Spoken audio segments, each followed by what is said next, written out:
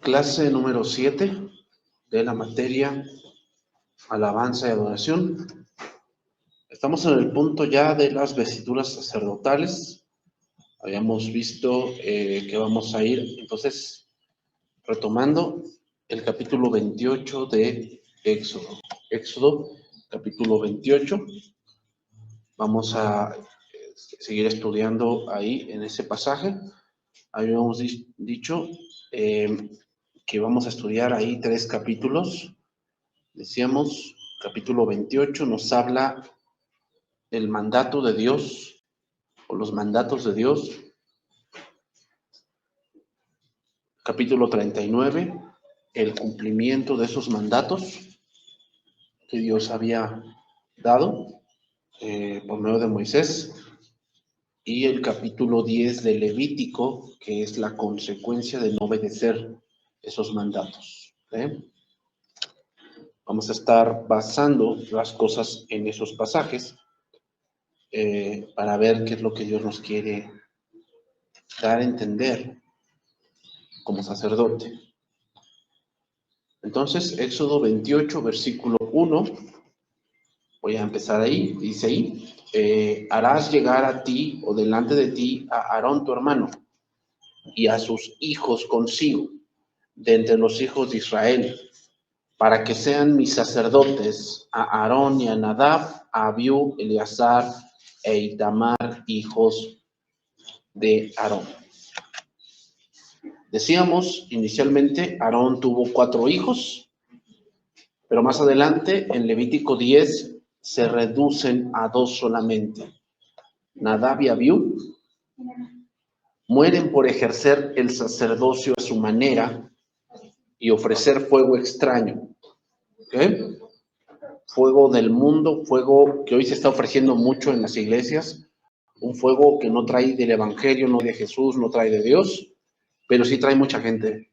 Es lo que tiene el fuego extraño. El fuego extraño atrae mucho a la gente, pero cuando utilizamos al mundo, atraemos gente del mundo. O sea, la iglesia se empieza a llenar de cabras.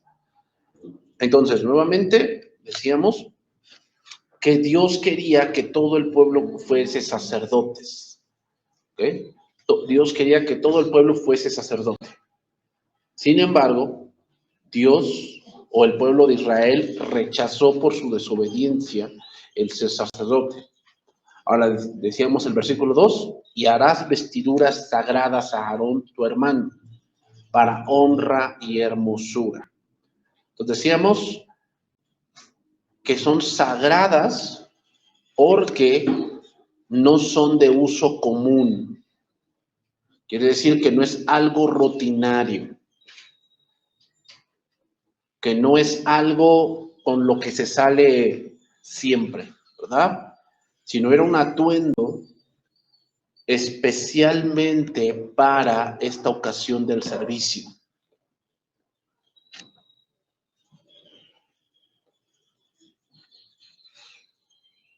Entonces decíamos la semana pasada que no quiere decir entonces que tengamos un vestido especial para venir a la iglesia o cosas así. Si tú quieres tenerlo así, está bien, pero lo que más Dios está hablando es que nosotros ya tenemos una vestidura que está hecha a la imagen de Cristo. Y decíamos Gálatas 3:25, citábamos ese pasaje. Y dice ahí, pero venida la fe, ya no estamos bajo ayo, pues todos sois hijos de Dios por la fe en Cristo Jesús. Porque todos los que habéis sido bautizados en Cristo, de Cristo estáis revestidos. De Cristo estáis revestidos.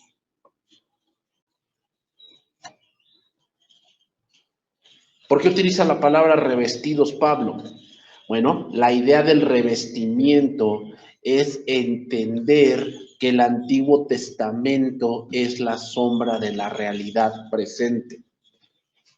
Por eso dice revestidos. Ese es el contexto de Gálatas. Gálatas es un contexto donde Pablo explica que la ley ya no tiene ese poder o ese peso que los judaizantes le están poniendo a la ley. Hermanos, eso de la ley es un cuento de nunca acabar, ¿eh? O sea, hay debates en todos lados por este punto. Y lamentablemente los que tienen este punto de debate son gente que aún no ha entendido muchas cosas del Antiguo Testamento o del Nuevo aplicadas o de lo del Nuevo al Antiguo, no lo han entendido y eso produce que estas gentes sean muy pequeños espiritualmente, no entienden muchas cosas. ¿Ok? Entonces, decíamos después, estas vestiduras son hechas a la imagen de Cristo. Las nuevas vestiduras, que ahora hablamos espiritualmente, en el Antiguo Testamento son vestiduras literales, ¿ok?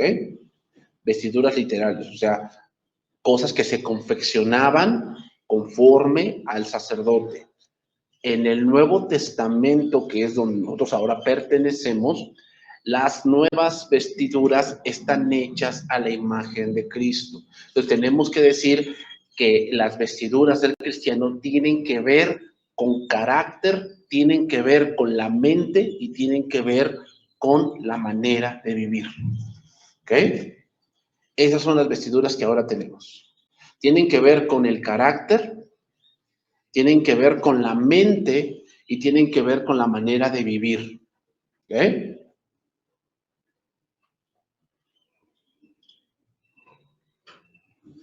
Por eso decimos, hermanos, que la santidad empieza en el corazón. Muchos confunden que ya una mujer cristiana es aquella que tiene un vestido hasta los tobillos y toda la cosa. Y piensan que eso es ser cristiano, y no. No. Ser cristiano implica primero cambiar la mente. Porque no importa cuántos vestidos tengas en el armario. Si no has cambiado tu manera de pensar, tarde o temprano vas a volver a lo que dejaste. Tarde o temprano. Efesios 4:22. ¿Okay? Efesios 4:22. Y vean lo que dice respecto a lo que estamos hablando ahorita. ¿Okay? Efesios 4:22. Dice ahí, Efesios 4:22. En cuanto a la pasada manera de vivir, despojaos del viejo hombre, que está viciado conforme a los deseos engañosos. ¿Vean?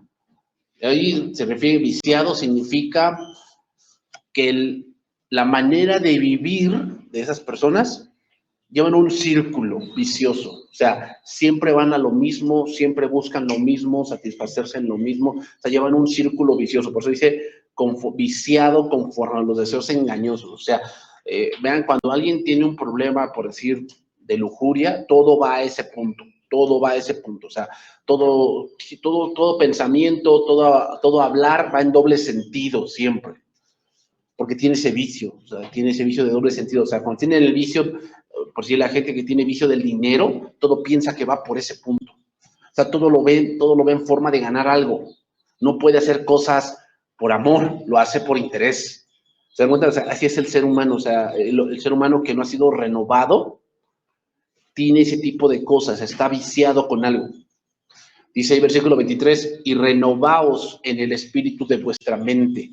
¿Se dan cuenta? Tiene que ver con la mente, tiene que ver con la madurez y tiene que ver con la manera de vivir.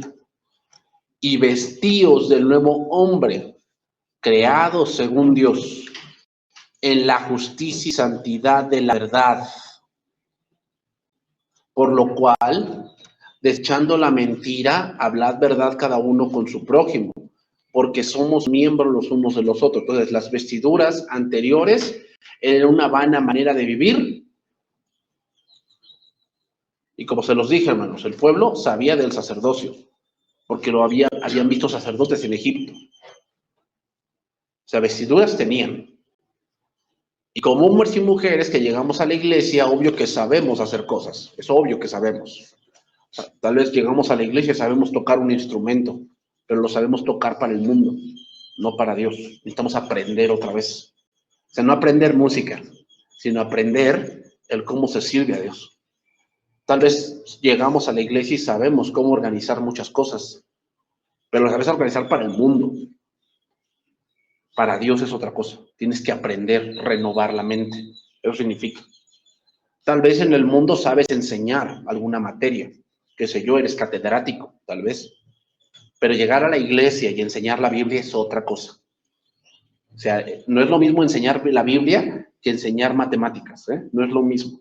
¿Por qué? Porque las cosas de la Biblia son espirituales, por eso necesitamos renovar la mente. Porque si no renovamos la mente, estamos sirviendo con vestiduras del Egipto, no con las vestiduras que Dios ha confeccionado. Entonces, para de verdad ejercer un sacerdocio efectivo, debemos vestirnos de vestiduras que están hechas a la imagen y confeccionadas directamente por Dios. Vamos a ver otro pasaje, Colosenses capítulo 3, con respecto a este punto. Colosenses capítulo 3, verso número 5.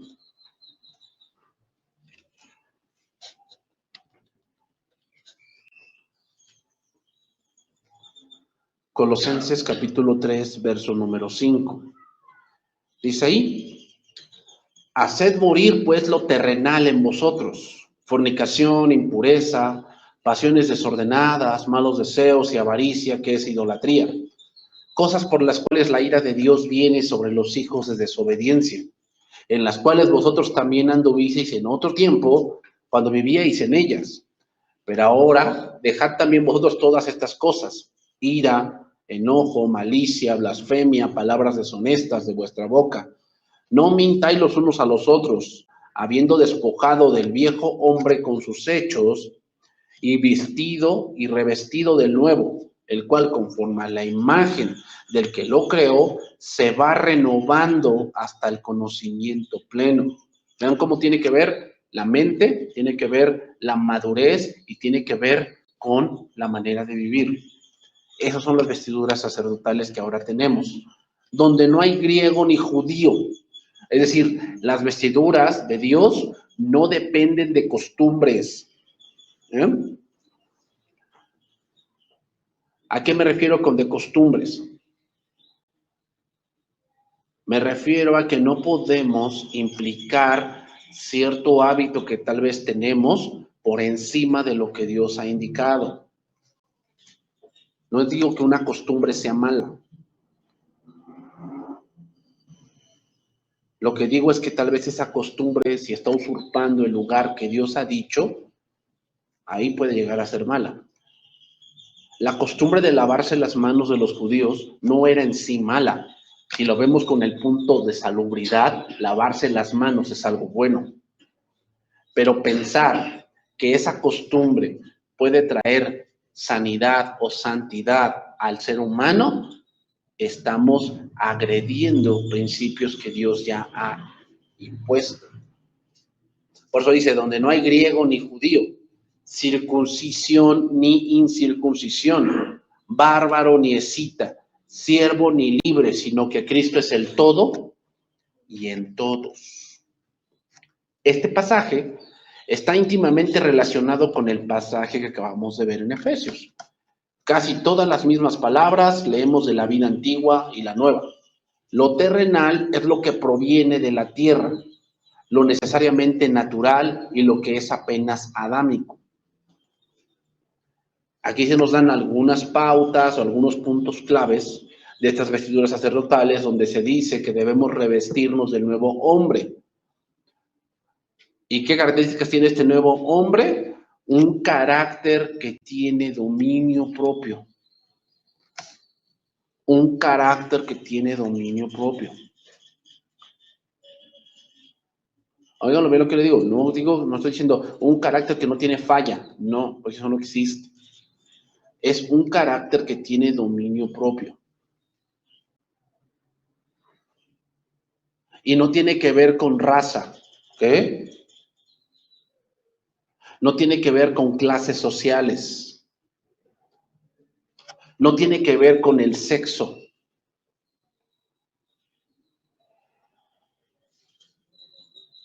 ¿Ok? A todos se nos está pidiendo lo mismo. Vean, la ley, el sacerdocio era solamente para los hombres.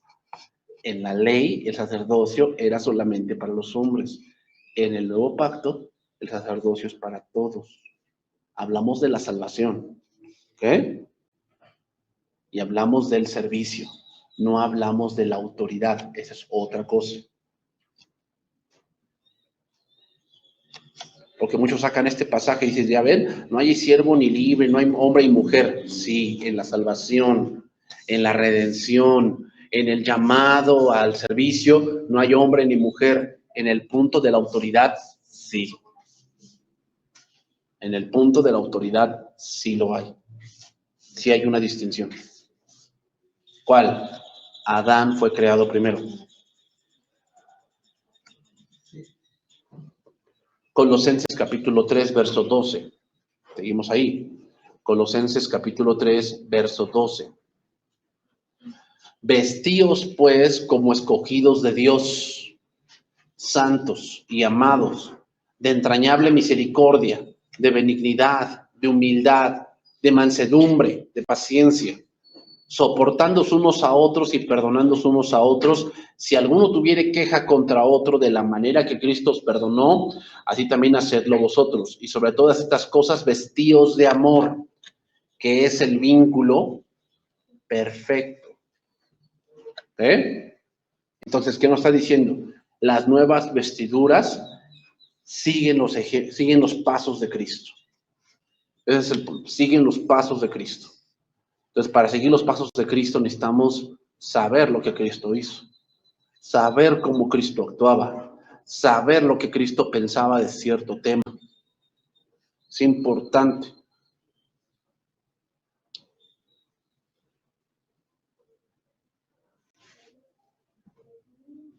Entonces, hermanos, estamos en el punto de las vestiduras sacerdotales.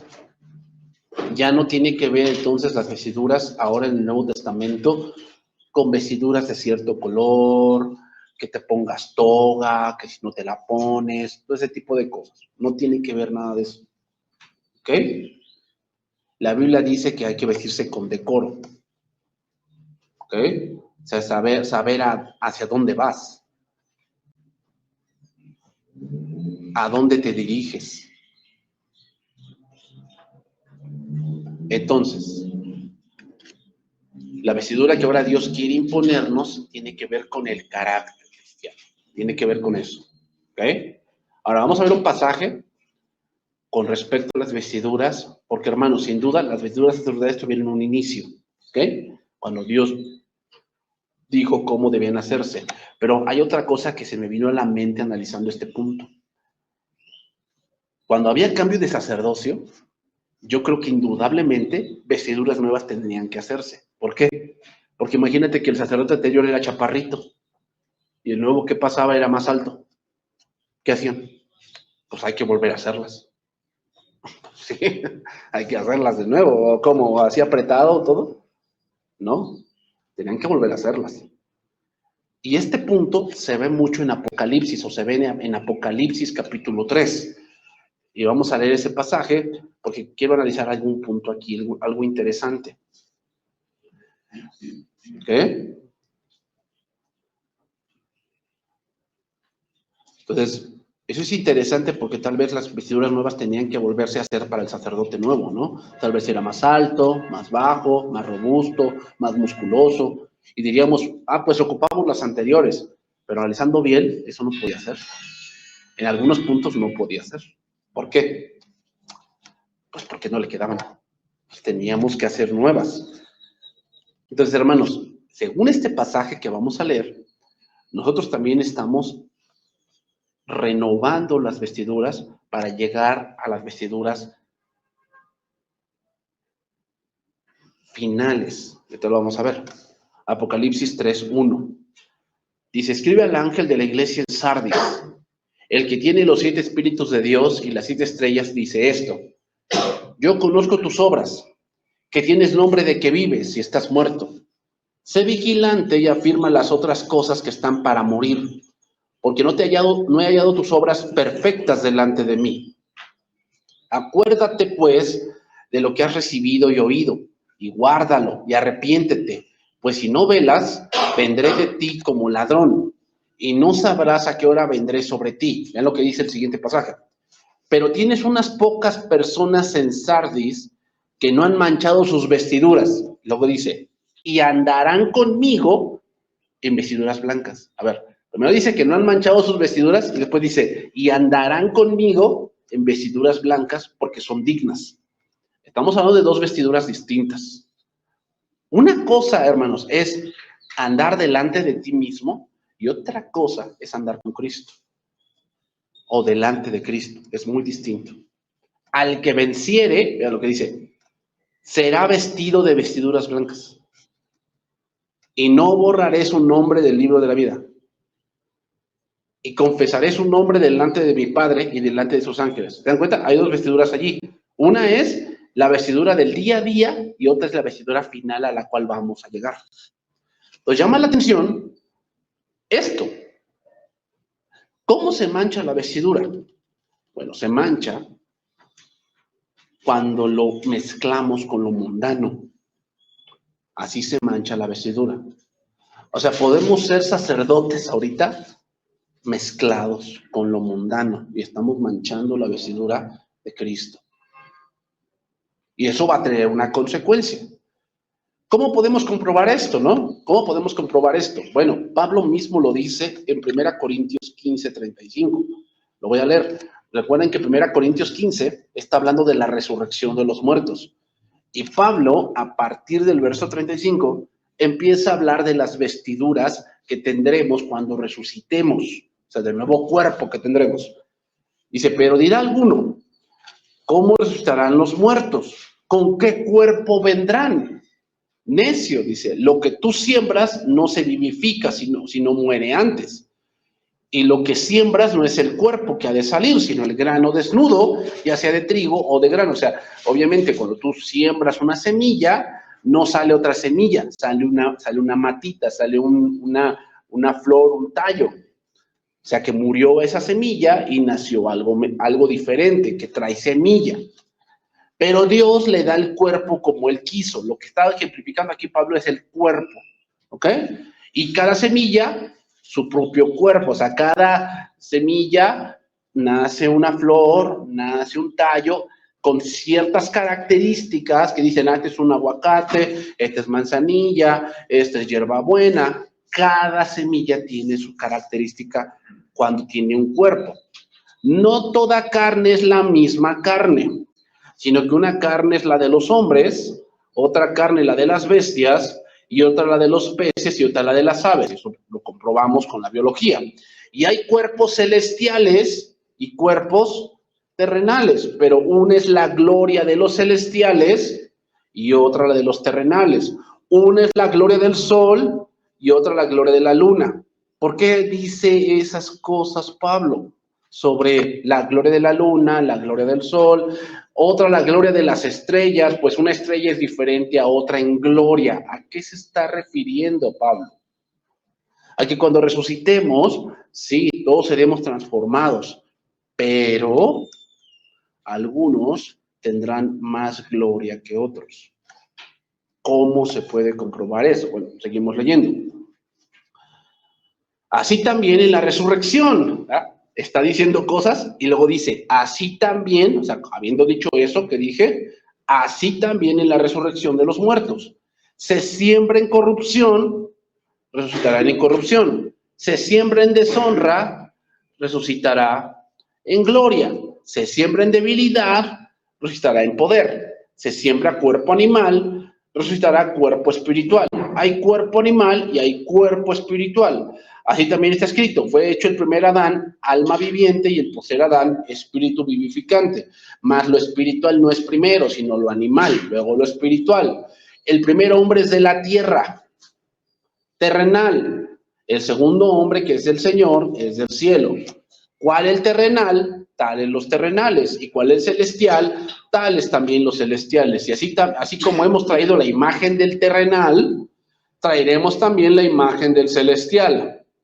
Vestiduras que están hechas a la imagen de Cristo, a la imagen del celestial. Pero esto digo, hermanos, que la carne y la sangre no pueden heredar el reino de Dios, ni la corrupción hereda la incorrupción. Veamos en este pasaje cómo Pablo habla de ser vestidos de que en la resurrección habrá una nueva vestimenta. Y esto nos habla de la hermosura de la vestimenta que se basa en Cristo. Es decir, las futuras vestiduras van siendo a nuestra medida. ¿Cuál medida? No las de nuestro cuerpo, sino las de la sumisión a Cristo.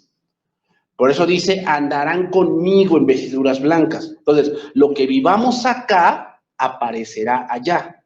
Y así se dice en otro pasaje, 2 Corintios 5:6. Lo que vivimos acá, o lo que acá aparece, aparecerá allá. Mira lo que dice, 2 Corintios 5:6. Así que vivimos confiados siempre, sabiendo que entre tanto que estamos en el cuerpo, estamos ausentes del Señor. ¿Cuál es el cuerpo? Pues obviamente está hablando de este cuerpo. Porque por fe andamos, no por vista. Pero confiamos y más quisiéramos estar ausentes del cuerpo y presentes en el Señor. Por tanto, procuramos también, o ausentes o presentes, serle agradables, porque es necesario que todos nosotros comparezcamos ante el tribunal de Cristo, para que cada uno reciba según lo que haya hecho mientras en el cuerpo sea bueno o sea malo. ¿Cuándo se va a manifestar eso? En el tribunal de Cristo. ¿Cuándo es el tribunal de Cristo? La segunda venida. La segunda venida. ¿Cuándo va a ser la resurrección de los muertos? La segunda venida, cuando seamos revestidos ahí. ¿Ok? Entonces, ¿cuándo se aplica ese pasaje y se andarán conmigo en vestiduras blancas? En la resurrección. ¿Cuándo va a ser eso? La segunda venida. Lo que dejemos que Cristo se forme en nosotros, en este cuerpo, se hará manifiesto en ese momento. Había sacerdotes fieles, como Aarón y Eleazar, pero ¿qué podemos decir de Elí? No era un sacerdote, pues, de mucho ejemplo, ¿verdad? ¿Qué podemos decir de los hijos de Elí? Dice que eran malvados. Hermanos, sin duda no todos honraban las vestiduras que traían como sacerdotes. Así como hoy día muchos no honran las vestiduras de Cristo, no las honran. ¿Y cuándo se va a dar evidente esa honra que no dieron a Cristo? En la segunda venida. No digo que no van a ser salvos, lo que digo que no van a tener tanta gloria como alguien que sí fue fiel. Y como dice este pasaje, en aquel día se hará evidente que sí muchos son salvos, pero no son sacerdotes que honraron el ministerio, sino que simplemente fueron salvos por fuego.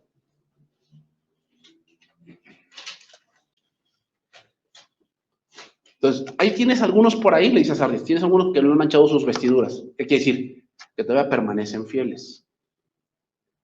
¿Cuál fue la acusación que le dijo a Sardis?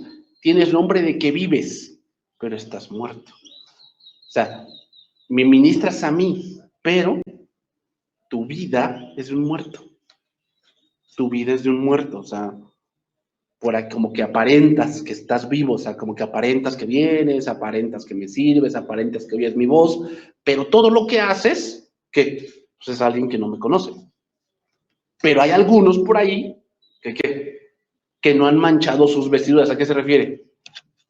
Que el carácter, la mente y la manera de vivir van acorde a lo que yo les he enseñado. Y esos andarán conmigo, ¿en qué? En vestiduras blancas. ¿Qué significa? Que va a haber honra para ellos. Como ellos me están honrando ahorita, yo los voy a honrar. ¿Quién es el siervo fiel y prudente que es fiel al Señor de su casa? De cierto les digo que vendrá el Señor de la casa y les servirá a ellos. Honra. O sea, que si no estamos honrando a Dios en esta vida, no esperemos honra de Dios en la siguiente.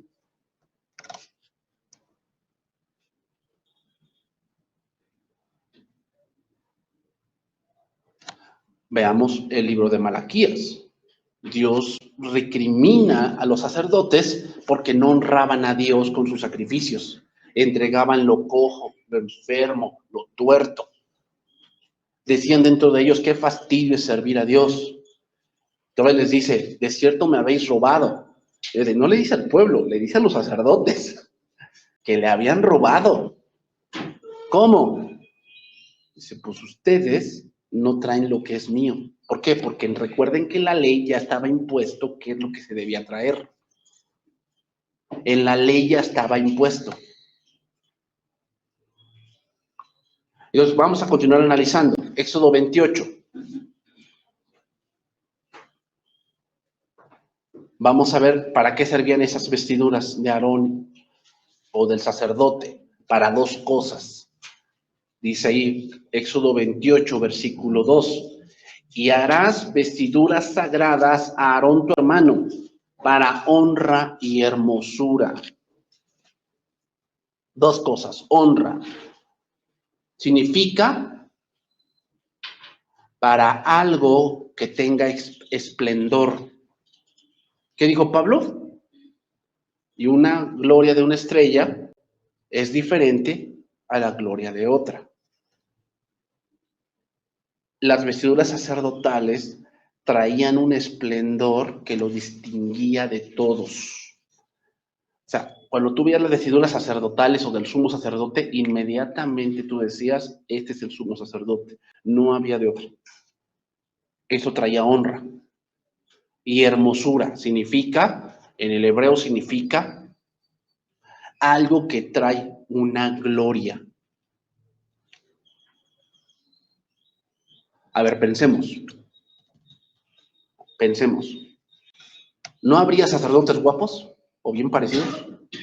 Pues me imagino que en el transcurso del tiempo uno podría haber parecido, ¿no? Algún sacerdote pues, que era bien parecido.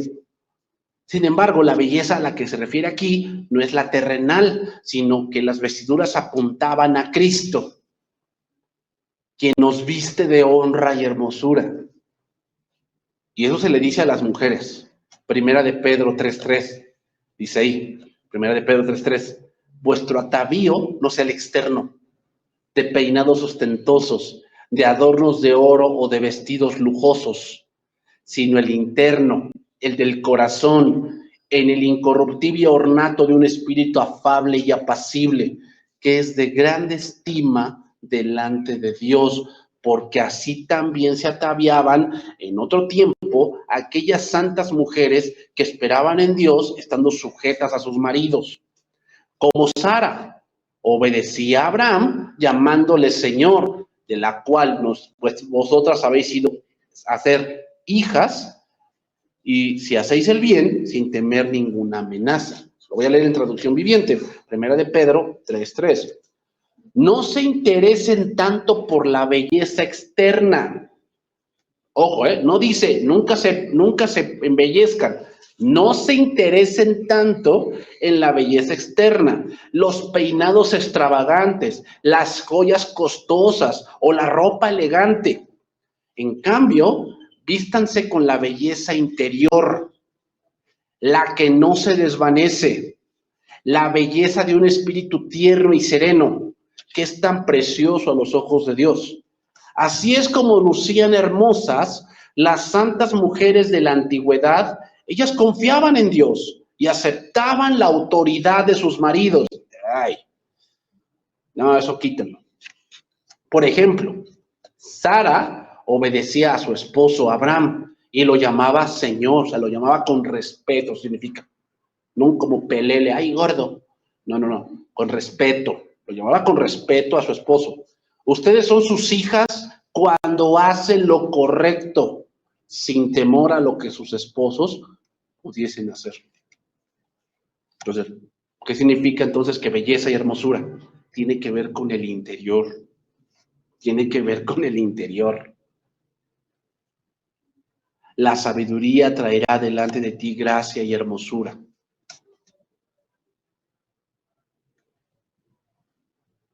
Y fíjate, el siguiente pasaje de Éxodo nos dice que son para los sabios estas vestiduras. Éxodo 28:3 dice, y tú hablarás a todos los sabios de corazón, a todos los sabios de corazón, a quienes yo he llenado del espíritu de sabiduría.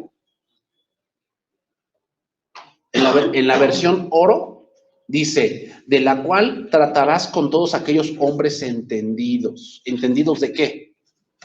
De Cristo. Debemos estar entendidos de las verdades del Evangelio. La fe no está cimentada en la superstición. O sea, hermanos, no es fe el que tú digas, no, pues yo creo que yo me voy a sanar así nada más para que... No. O sea, la fe no está basada en supersticiones, en cosas así extravagantes, hermanos. No, eso no es fe. Eso es algo que tú quieres que pase, pero no quiere decir que por eso, porque tanto lo decías va a pasar. No, hermanos. No. La fe está cimentada en la verdad y la soberanía de Dios. ¿Eh? La fe está basada en la providencia de Dios.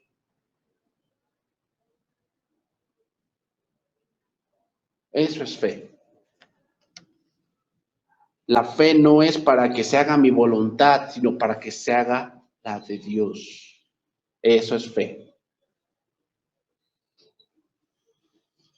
El hecho de que ores por algo no quiere decir que Dios va a hacer ese algo. Eso no es fe. La fe está supeditada a lo que Dios diga. Y la fe, si de verdad está basada la fe en lo que Dios diga, vas a aceptar lo que Dios decida. Si no viene de fe, te vas a aferrar.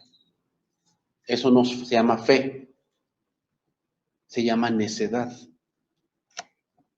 ¿Ok? Entonces, un hombre entendido sabe que Dios puede actuar de muchas maneras.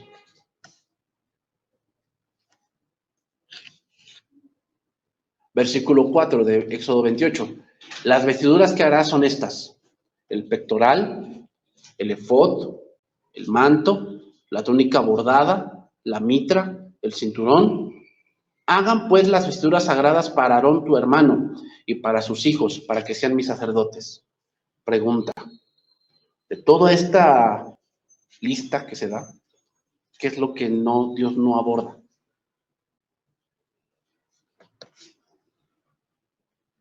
Los pies. No se nombran los pies.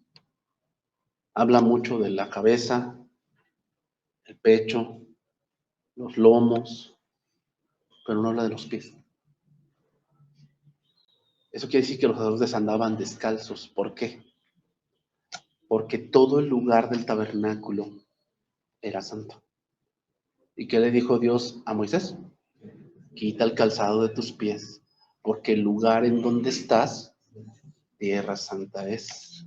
Entonces los sacerdotes nos hacen ver, hermanos, que cuando andas delante de Dios no puedes andar bajo tus condiciones. Tienes que andar bajo las condiciones de Dios. El calzado se utiliza para proteger, pero en el tabernáculo no había peligro. Había salvación y cercanía.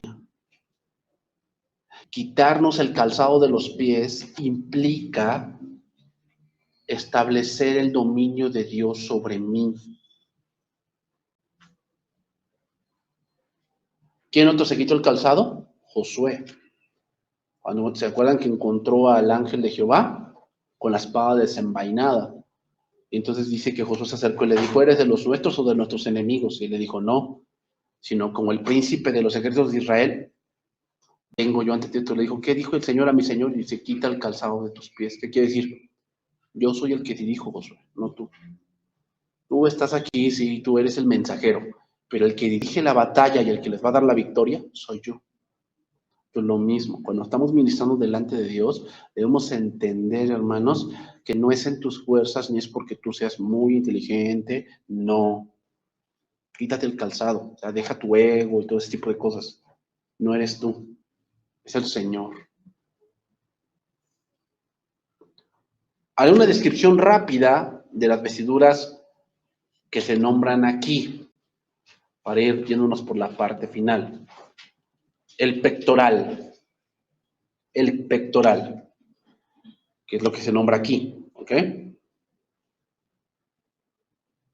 se colocaba en el pecho, como lo dice, con las piedras preciosas que representaban a cada una de las tribus de Israel. Y venía unido o atado al efod, que eran como unas sombreras que se juntaban a la derecha y a la izquierda con el pectoral. ¿Sí? Entonces, el pectoral y el efod van juntos, que es el efod. El efod, hermanos, se llevaban ahí las piedras de ónice con los nombres del pueblo de Dios. Había 12 piedritas y cada piedrita representaba una tribu. Es decir, la carga del pueblo del Señor sobre los hombros del sacerdocio y sobre su corazón.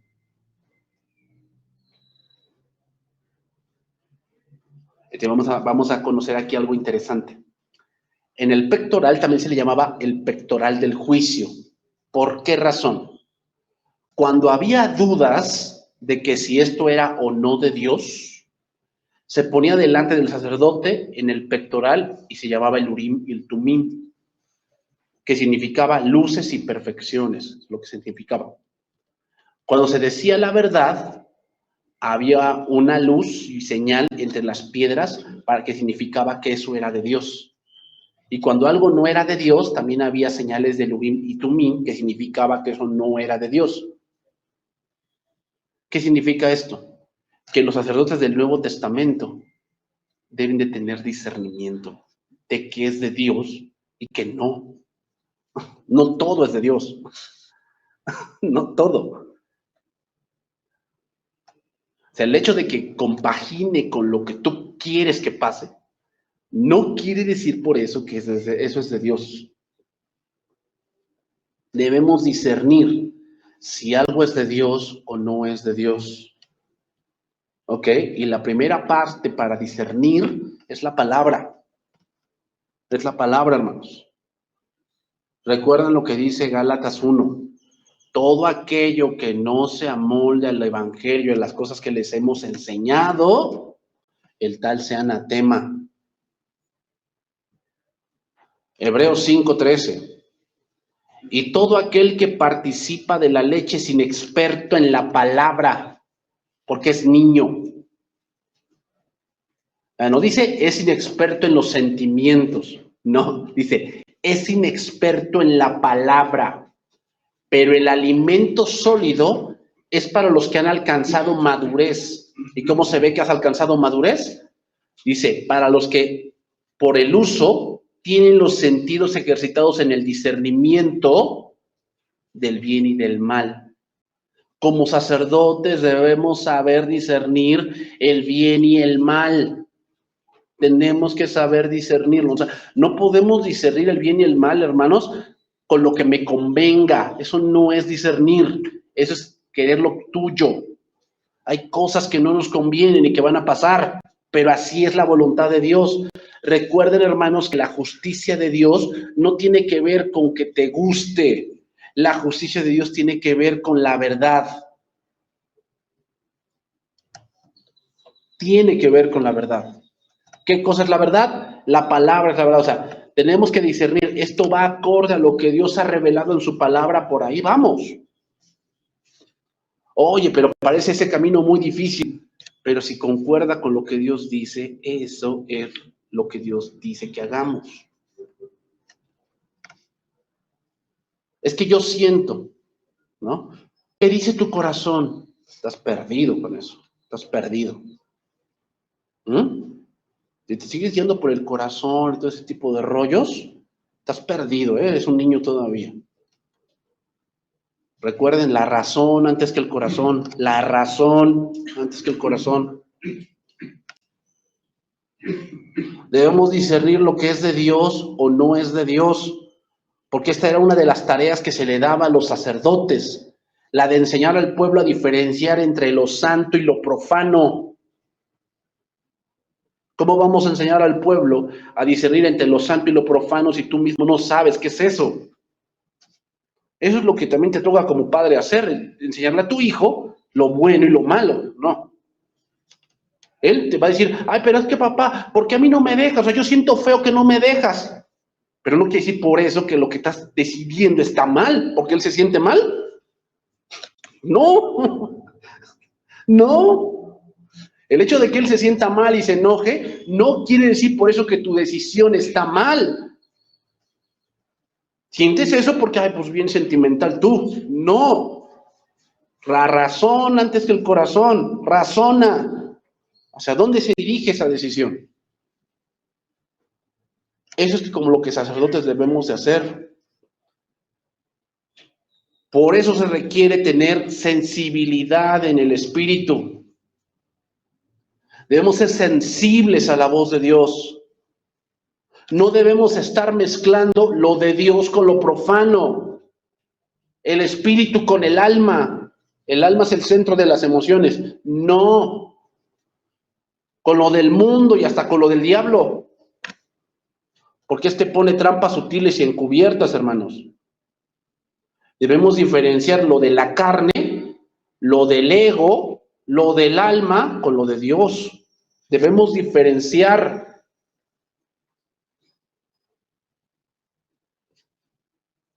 Entonces, ¿qué se requiere para tener ese discernimiento? Andar con las vestiduras de Dios. Debes distinguir qué es lo santo, qué es lo que Dios piensa de ciertas cosas. Debes de conocer las escrituras, si no, no vas a saber discernir. Entonces piensas que porque todos dicen que está bien, entonces está bien. Es que piensas que porque, es que yo siento bonito cuando esto pasa, entonces quiere decir que fue de Dios. No necesariamente, no necesariamente. Tienes que discernir a dónde te llevó eso. ¿La gente vio a Dios con esa decisión que tomaste? ¿Vio a Dios? ¿O vio tu ego? Pues que tú sí puedes, que tú eres bien piadosa, pero te ven a ti, no a Dios detrás de ti. Ven a ti, te ven a ti nada más. Entonces el sacerdote traía el efod. ¿Para qué? Discernir.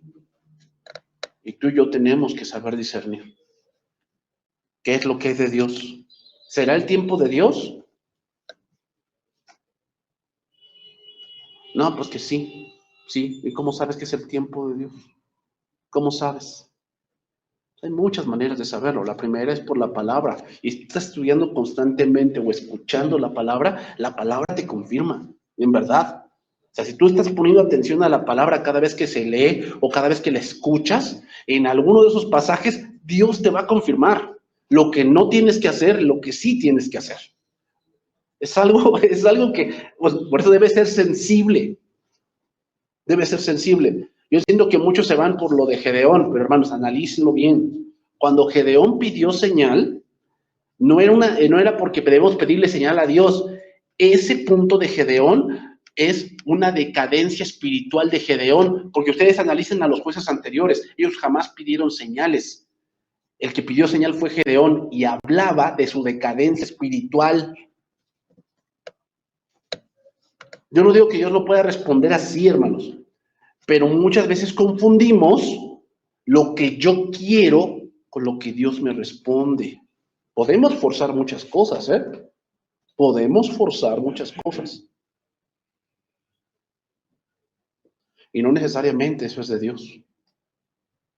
La mayor prueba de que Dios te ha respondido es la palabra.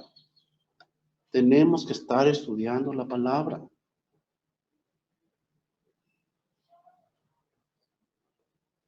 Vamos a ir por el último, manto, el manto. ¿Qué hace el manto? Bueno, pues cubre todas las vestiduras. Y está atado también al efod. Por eso se le llama el manto del efod. Y este manto era azul, lo cual representa que lo celestial.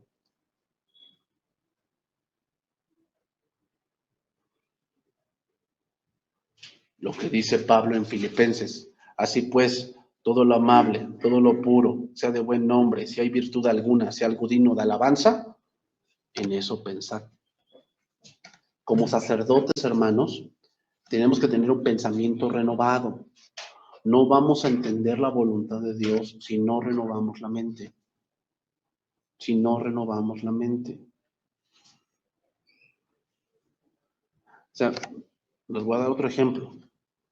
Jesús llegó al otro lado de Genezaret y dice que le salieron al encuentro escribas y fariseos en el Evangelio de Marcos. Y dice que le exigieron señal.